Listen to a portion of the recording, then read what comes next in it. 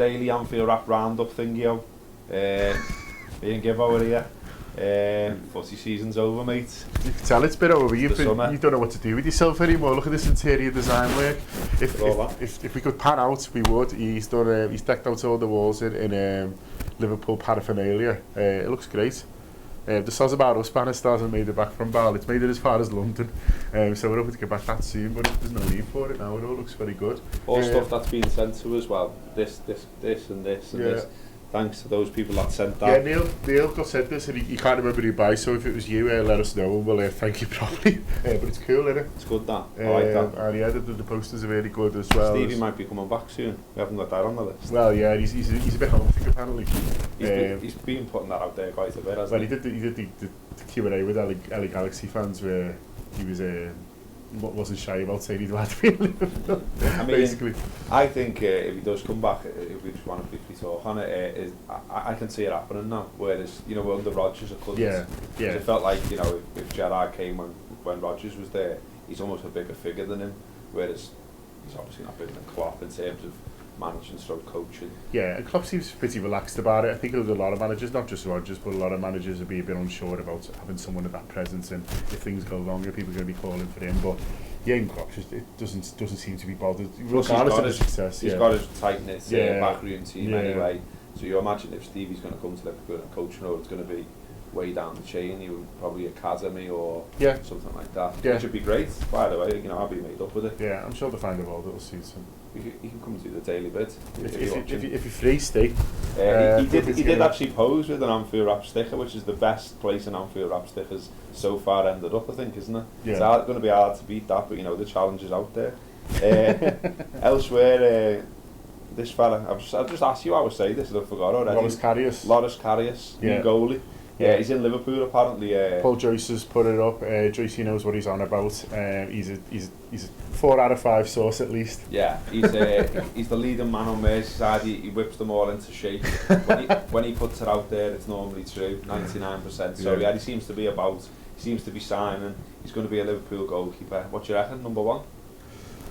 I think they'll go with 2 next year. I think I'm going to write something about it this week about what lack of European football does for squad size. But I think the idea behind him will be that I don't think they've given up on Mignolet. I think there's an idea that maybe he has got a high ceiling and they think they can get more out of him. But obviously they're not sure because of the mistakes he's made. So I think if they'd have brought in someone like they were talking to Joe Hart, there was talking Steg, and I think if he'd gone someone with that quality, then it would have been a bit more obvious, not just to us, but to Mignolet himself. Whereas I think I would imagine that when they do sign him, the party line from the club will be very much, he's coming in to compete. We want 2 good goalkeepers, because one was last year was Mignolet was almost undroppable, wasn't he, because of who else was there, and so they brought Danny Ward back, but still it was a big ask for him to come in, although he did pretty well when he came in. So I think even if they suspect that Karius will be number 1 first league game of the season, I don't think they'll come out to say it. I think they'll say to them,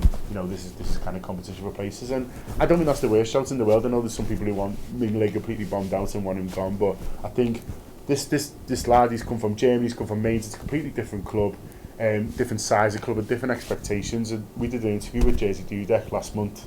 It was actually just a few weeks ago actually, and he was saying how hard it is to get a keeper, to sign a keeper for Liverpool, because you can see someone at Sunderland like we did it, with Mignolet, and they're making loads of saves and they're looking really good, but it's almost a completely different job description. It's all about concentration, it's about commanding your area, it's about the weight of the pressure of the club really, and it's a different role, and so we don't know how this guy's going to do. There's a few statistics going around that he's not great on crosses. Well, he's going to be peppered with them in England, and so having someone that just is there just in case, or even if you need to take him off the live land for a month, or you just need to spend till November just hitting him with crosses in training and getting Joel Matip to run at him.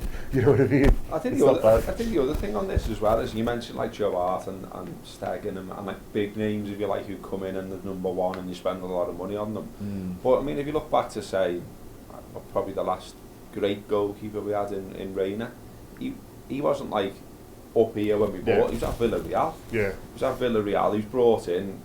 No one was like doing laps at Liverpool when we bought him. It wasn't like, you weren't cracking the champagne open. It was just seemed a relatively solid signing.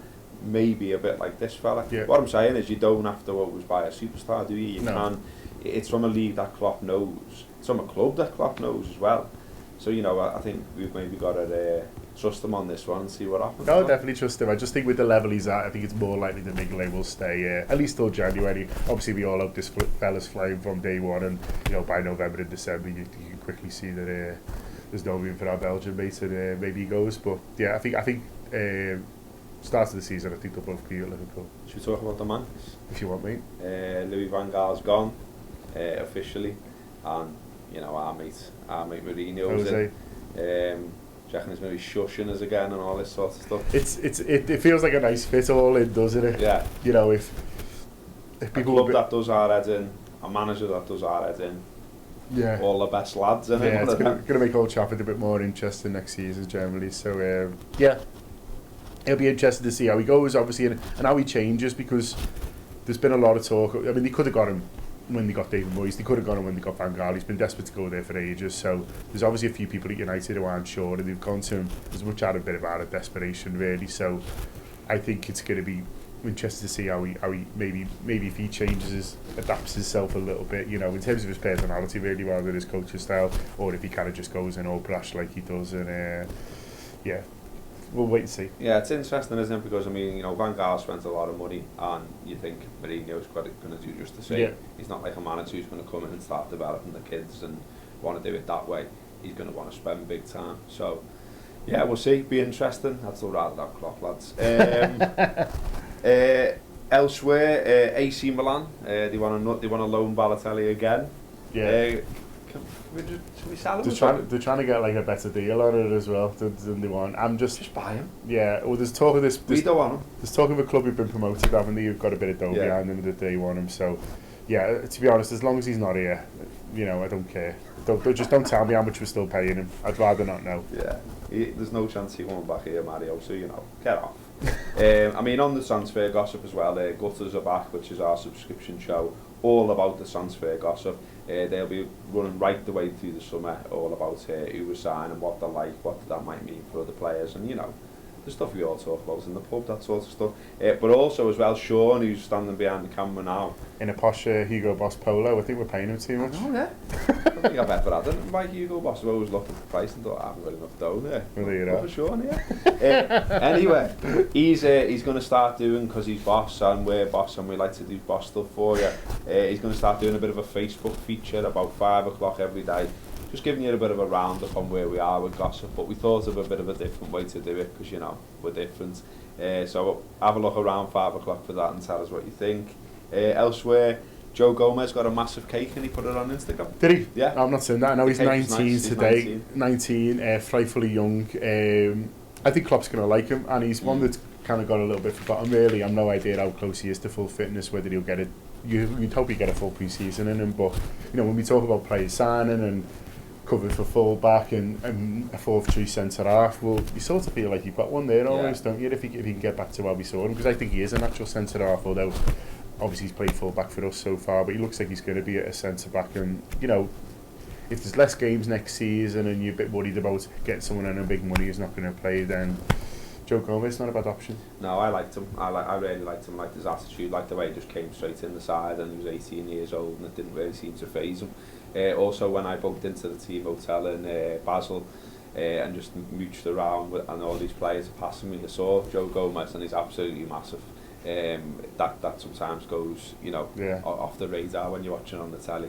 Well, maybe he's been growing. I mean, we've not seen him. Yeah, maybe. Still growing. He's going to come back 7 foot. They've had him in the greenhouse while he's been injured.